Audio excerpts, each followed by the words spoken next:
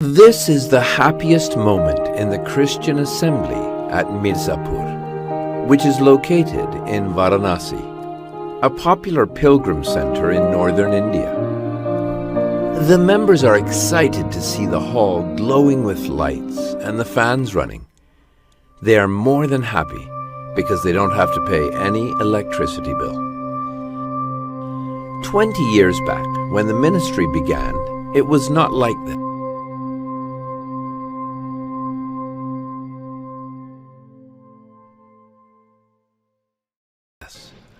Here we don't have power supply. In the daytime we are struggling with the heat of the day. In the night time we have to use kerosene lights. They emit more fumes than the light. We are struggling. As they didn't have electricity, they struggled to collect the money to buy a generator. But the problems were, it was expensive. It was making a lot of sound pollution as well as environmental pollution. The generator was making lot of sound pollution, but we were helpless. When the situation turned intolerable, they prayed to Jesus for the solution. They conveyed their problem to Brother Krupa Shankar. After hearing their problems, it pained me. Buying petrol was expensive. I contacted Sun Lumiere of Hyderabad to help us with solar power systems. Son et Lumiere moved into action immediately. They moved to the place with all equipment and plunged into the action.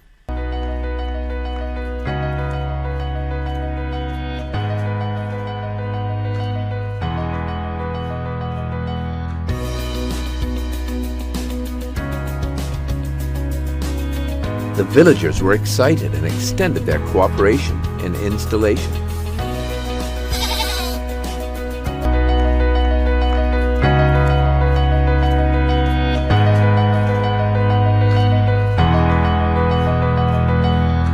The solar panels were mounted on the rooftop. Battery, charge controller, necessary connections were made. 4 fans with remote control were fitted. Over 10 lights were fixed to have adequate lighting. The dedication of the solar power system was a celebration. It was inaugurated by Brother Krupa Shankar. For the last time, the prayer was done in darkness. After the prayer, the lights were turned on. Fans and the sound system too. The people could not stop praising God.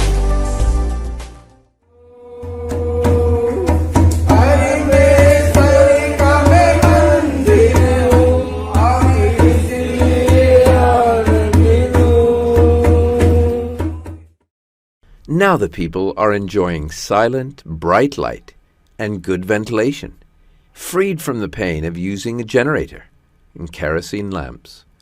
They express their gratitude. It's a new beginning in their life.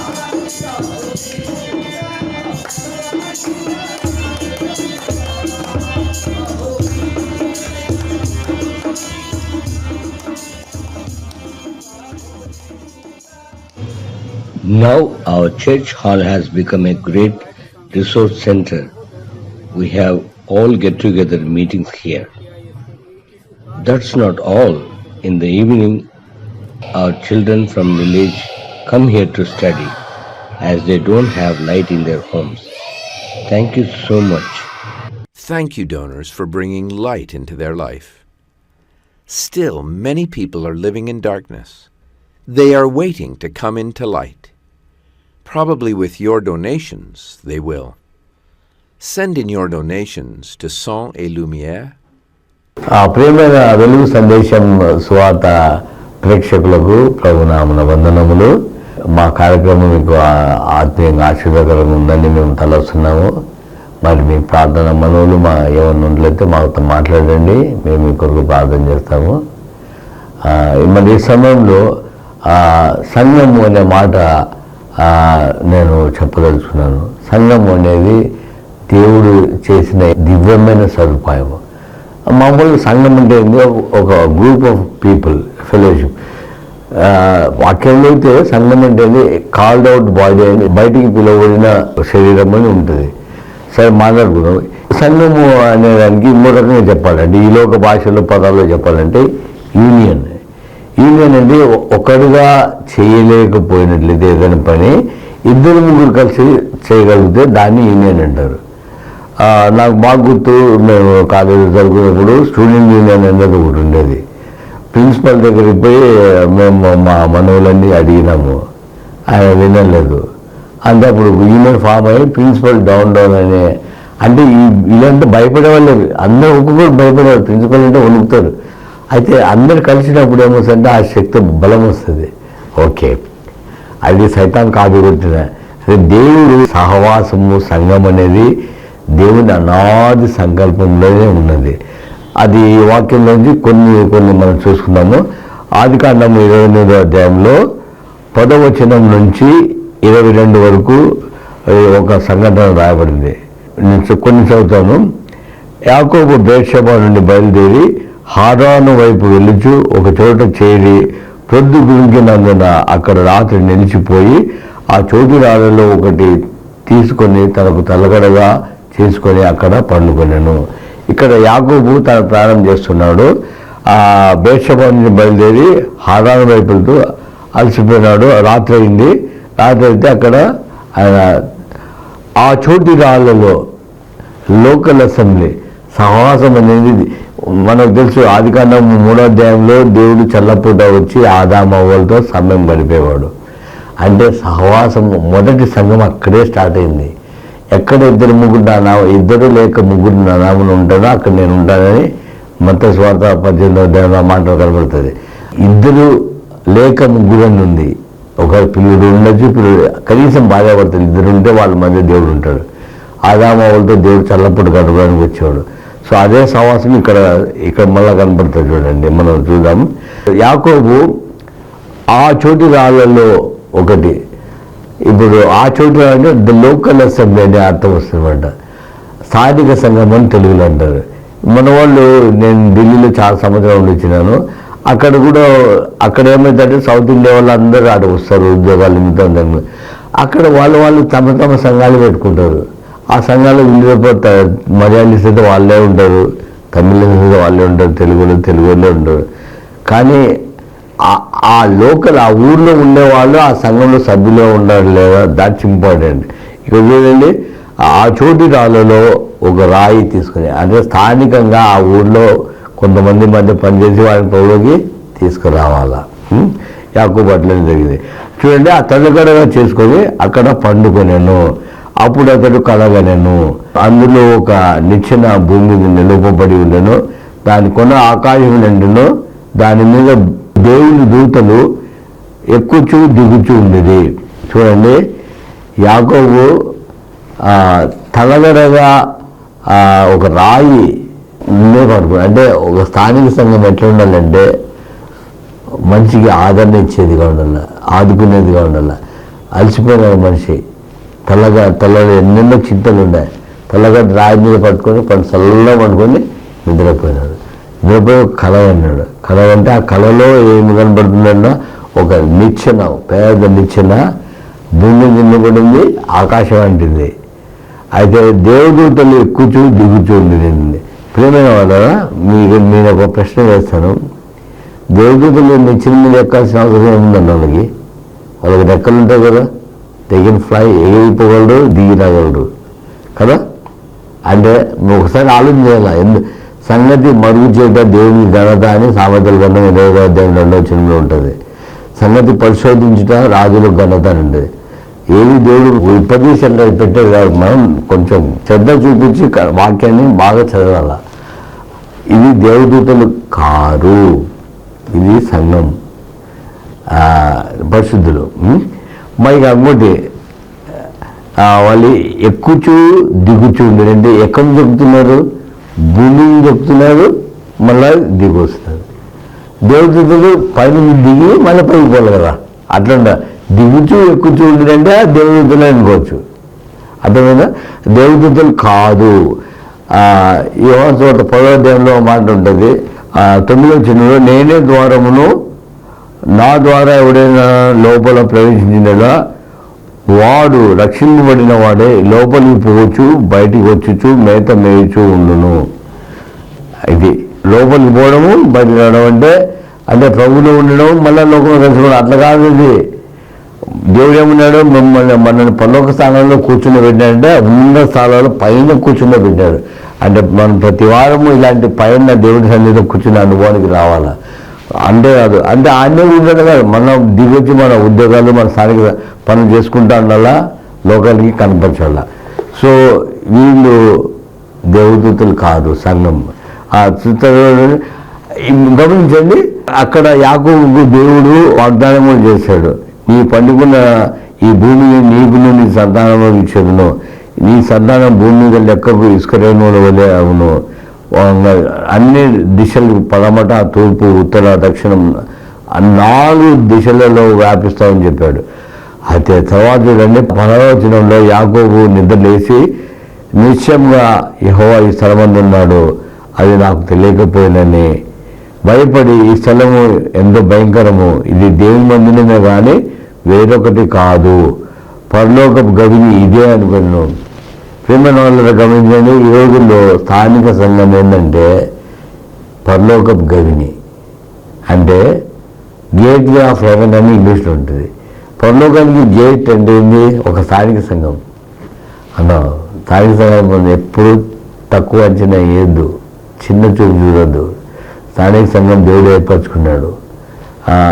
ఇప్పుడు తెల్లవారినప్పుడు యాకోబు లేచి తన తలగడగా చేసుకునే రాయి తీసుకొని దాని స్తంభంగా నిలిపి దాని మీద నూనె పోసెను. చూడండి, స్తంభంగా నిలిపినంటే చాలా హైట్ ఉందని అర్థం వస్తుంది కదా, కానీ పండుకున్నప్పుడు ఎట్లుందని జస్ట్ పిల్లడానికి అని తలగడ స్థానిక సంఘము మళ్ళీ నిలబెట్టినప్పుడు అది యూనివర్సల్ చర్చ్, సార్వత్రిక సంఘం అయిపోయింది. అది అంటే ప్రపంచమంతటా యేసుక్రీస్తు రక్తంలో కడుగుబడిన పరిశుద్ధంలో ఉండే సంఘము అన్ని సమయాల్లో అన్ని ప్రాంతాల్లో ఉండే సంఘం అంతా కలిపితే అది సార్వత్రిక సంఘం. సో ఆ సార్వత్రిక సంఘమే స్థానిక సంఘంలో భాగంగా తెల్లవారుగా తను పండుకొని ఉన్నాడు అనమాట.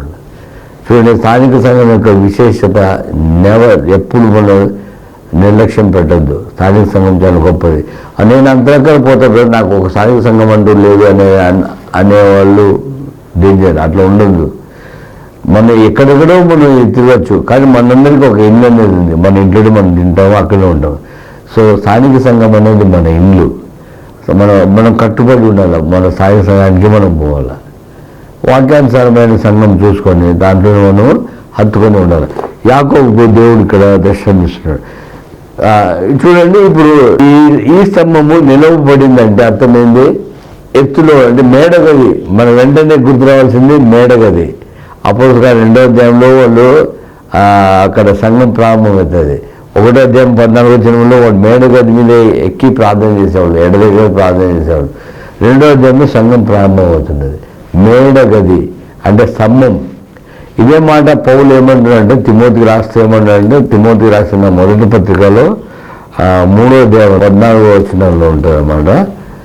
శీఘ్రంగా నీ యొద్దకు వస్తుందని నిరీక్షించున్నాను, ఆయనను ఆలస్యం చేసినలా దేవుని మందిరంలో అనగా జీవం గల దేవుని సంఘంలో జనులు ఎలాగో ప్రవర్తింపవలనో అది తెలియజేయవలనని ఈ సంగతులు నీకు రాయిచున్నాను. ఆ సంఘము సత్యమునకు స్తంభమును ఆధారమునైనది.